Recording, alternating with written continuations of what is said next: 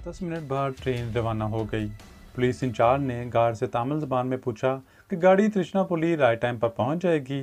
Guard ने अपनी घड़ी देकर कहा 10 मिनट इसी जगह लेट हो गई है, लेकिन मेरा ख्याल है ड्राइवर लेट निकाल लेगा।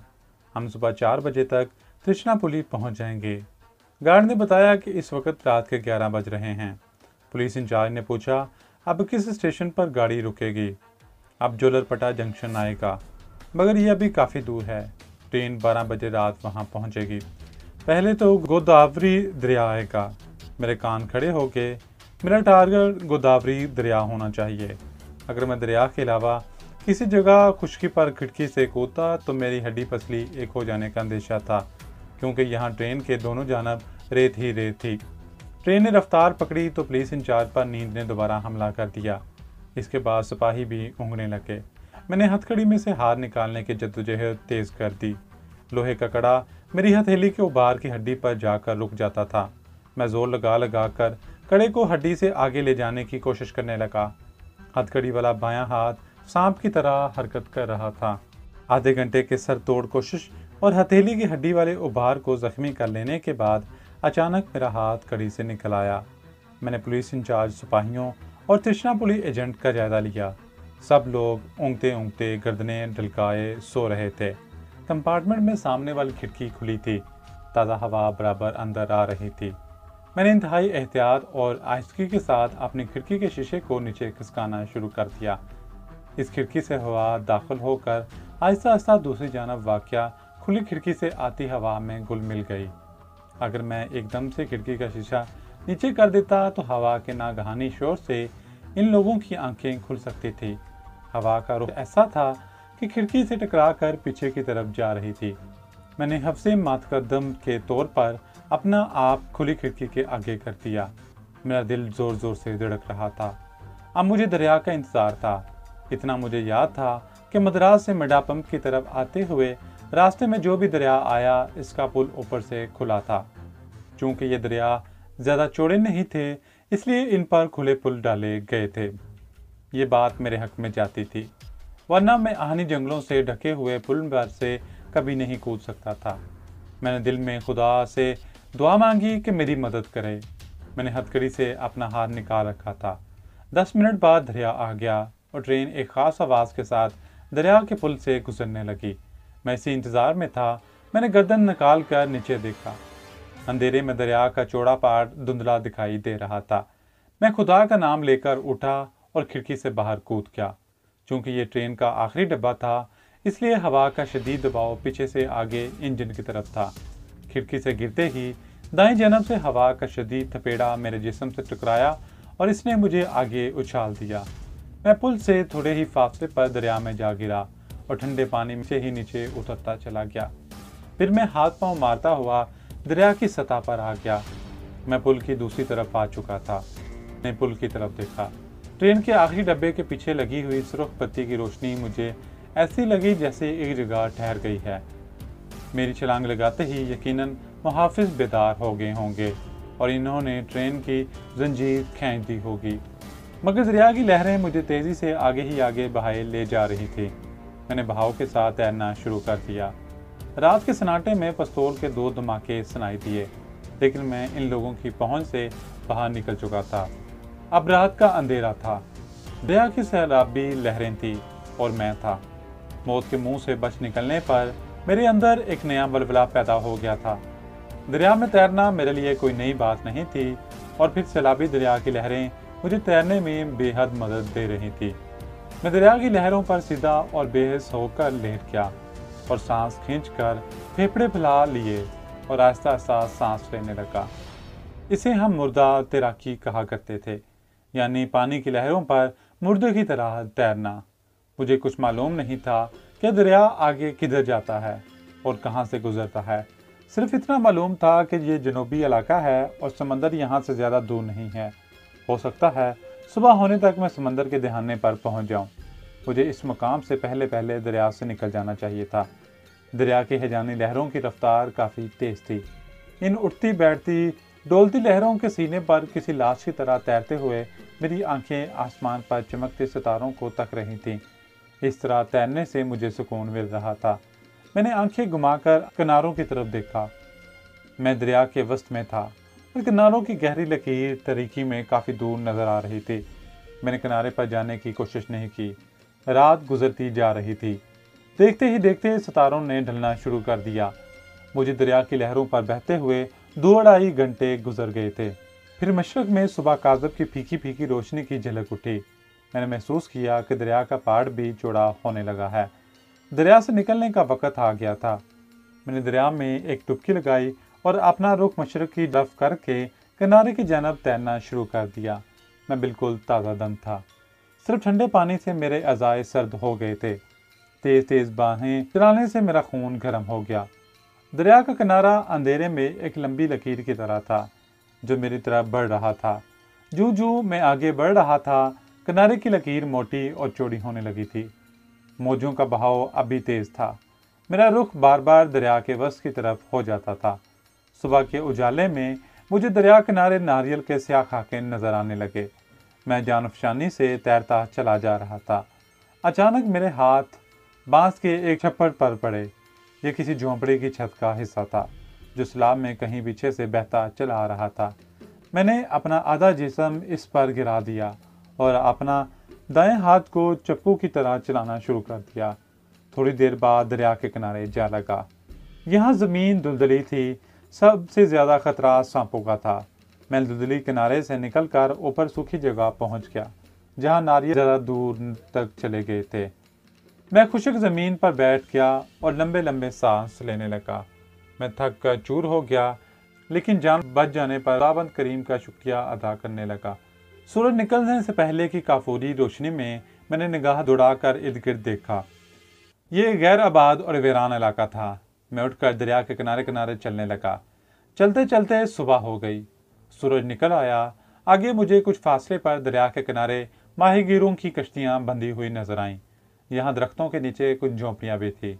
मैं किनारे से उतरकर इस रुख पर चलने लगा कि इन झोंपड़ों से कुछ फासले से होकर गुजर जाऊं। यह ज़मीन कहीं रेतली थी और कहीं सूखी। जंगली घास उगी हुई थी। मैं माहीगीरों की झोंपड़ियों को पीछे छोड़ता हुआ आगे काफ़ी निकल आया था। आगे फिर नाड़ और नारियल के दरख्त शुरू हो गए।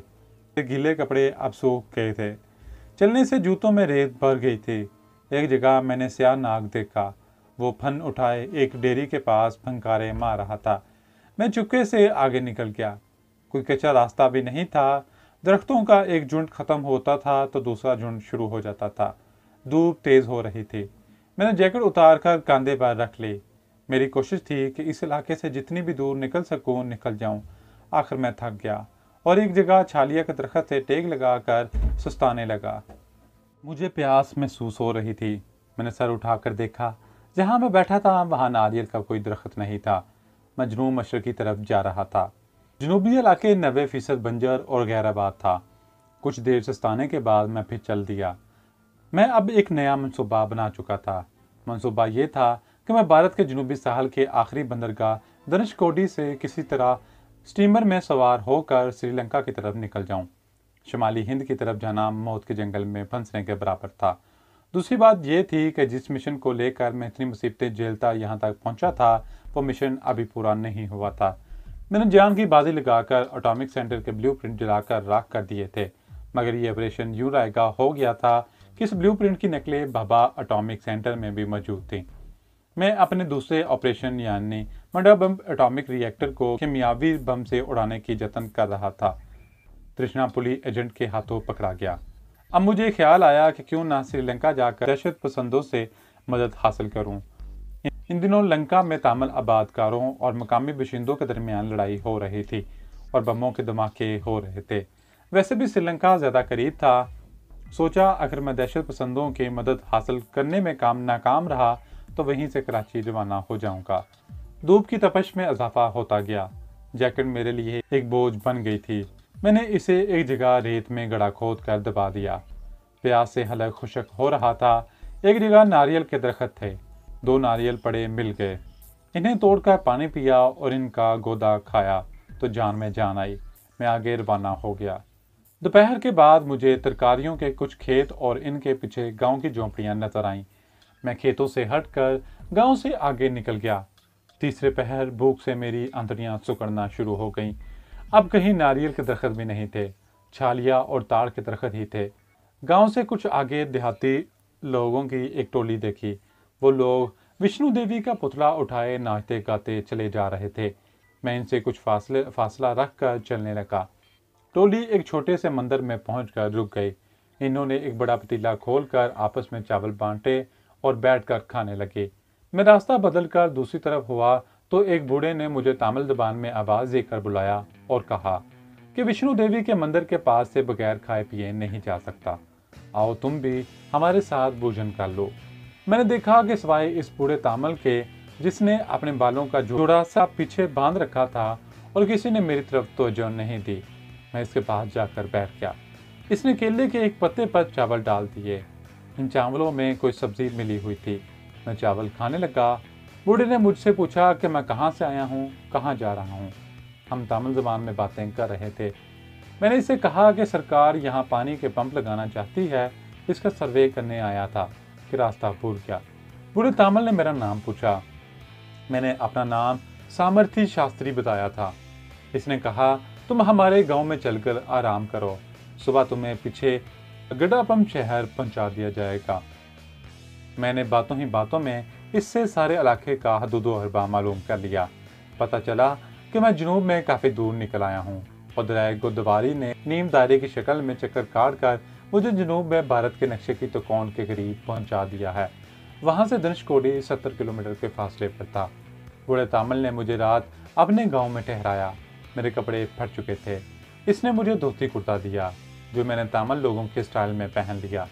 रात भर मैं चौकस रहा। झोंपड़ियों के आगे चारपाइयाँ और चटाइयाँ बिछी थी, इन पर लोग सो रहे थे। पिछले पहर जाकर कहीं आंख लगी और सूरज निकलते ही उठ बैठा। फिर नहा धोकर ताज़ा दम हुआ तो बूढ़े तामिल ने नाश्ता दिया। फिर एक आदमी के साथ शहर की तरफ रवाना कर दिया। कुछ दूर चलने के बाद मैंने अपनी रहनुमा को ये कहकर वापस कर दिया कि अब मैं अकेला ही चला जाऊंगा। मुझे रास्ते का इल्म हो गया है। देहाती मेरी निगाहों से उजल हुआ। मैं खेतों का चक्कर काट कर धनुषकोडी की बंदरगाह या कस्बे की तरफ यानी भारत की तकोन की तरफ चल पड़ा। मेरी जेब में 60 के करीब रुपए थे। यही मेरी पूंजी थी।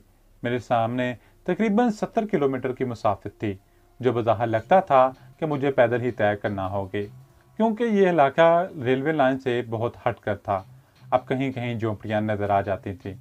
2 घंटे तक चलने के बाद मैंने एक झोंपड़ी में देखा कि छोटा सा चाय खाना बना हुआ है। यहाँ बैठकर 2 केले खाए, पानी पिया, कॉफ़ी का कटोरा पिया और तामिल चाय वाले से पूछा कि तुम लोग धनुषकोडी कैसे जाते हो। आगे चौपाल है, वहाँ से बैलगाड़ी जाती है। कभी जाना हो तो वहीं से बैलगाड़ी पकड़ लेते हैं। चाय खाने से निकलकर मैं चौपाल की तरफ चल पड़ा। ये चौपाल छोटा सा गांव के बाहर बैलगाड़ियों का एक अड्डा था। मुसाफिर यहाँ धनुषकोडी तक आते जाते थे। मैं भी 5 रुपये किराया अदा करके दूसरे मुसाफिरों के साथ एक बैलगाड़ी में सवार हो गया। बैलगाड़ी एक कच्चे रास्ते पर रवाना हो गई। शाम तक बैलगाड़ी धनुषकोडी पहुंच गई और अपने अड्डे पर जाकर रुक गई। धनुषकोडी एक बड़ा कस्बा था। कुछ फासले पर बंदरगाह में खड़े हुए एक बहरी जहाज की रोशनियां अंधेरे में टिमटिमाती नजर आ रही थी। मैं सोच रहा था कि अगर त्रिचनापुली मिलिट्री इंटेलिजेंस ने यहाँ मेरे बारे में रिपोर्ट कर दी होगी तो यहाँ की पुलिस और सिक्योरिटी गार्ड चौकन्ना हो चुके होंगे, इसलिए आबादी की तरफ जाने में खतरा था। गाड़ियों के अड्डे के पहलू में एक कच्ची सड़क किसी तरफ जा रही थी। मैं बिला इरादा इस सड़क पर चल पड़ा। मेरी शेब बेतहाशा बढ़ाई थी। मैंने फैसला किया कि रास्ते में अगर कहीं किसी हजाम की दुकान नजर आई तो सबसे पहले शेब बनाऊंगा। ये कच्ची सड़क आगे जाकर धनुषकोडी कस्बे के बड़े बाजार से जा मिली थी। बाजार के सर ही पर मातृ भंडार नामी एक औसत दर्जे का होटल था। मैंने 10 रुपये अदा करके इस होटल में एक कमरा किराए पर ले लिया। कमरे में पहुंचकर मालूम हुआ वहां पहले ही एक मुसाफिर क़याम पज़ीर है। होटल के मुलाजिम ने बताया कि इस होटल के हर कमरे में 2-2 मुसाफिर सोते हैं। मुसाफिर मुझसे बातें करने लगा। मालूम हुआ कि वो व्यापारी है और चीनी की कुछ बोरियां जहाज पर चढ़ाने आया है। इसने बताया कि हर रोज़ शाम को धनुषकोडी से एक बड़ा स्टीमर श्रीलंका जाया करता था, मगर हालात ख़राब होने की वजह से ये स्टीमर सर्विस बंद हो गई है। तो तुम अपना माल कैसे ले जाओगे? मैंने पूछा। स्मगल करूंगा, इसने मुस्कुराकर बताया। मैं चंद लम्हे सोचने के बाद कहा, क्या तुम मुझे श्रीलंका स्मगल करा दोगे? मैं बेकार हूँ, यहाँ कोई काम नहीं मिलता, सोचता हूँ कोलंबो जाकर किस्मत आजमाऊं, लेकिन इसके लिए तो पैसे लगते हैं, कम से कम 1000 रुपये। इससे कम पर वो तैयार नहीं होगा। मैंने खुद इसे 6 बोरियों का 1000 रुपया दिया है, मेरे पास तो सिर्फ 50-30 रुपये हैं। मैंने मायूसी से कहा। देख भंजन जी, इसने तय अंदाज में कहका लगाया, फिर यहीं किसी मंदिर में बैठकर राम राम करो, श्राद्ध तो मिल ही जाया करेगा। यहाँ आकर एक नया मसला पैदा हो गया था। अब 1000 रुपये कहाँ से लाऊं? नौकरी करके रकम जमा करने बैठता तो कम से कम 6 महीने तो ज़रूर लग जाते, जबकि मुझे यहाँ हर पल अपने लिए पकड़े जाने का खतरा था। मैं जल्द अज जल्द यहाँ से निकल जाना चाहता था। इन्हीं ख्यालात में सारी रात आंखों में कट गई।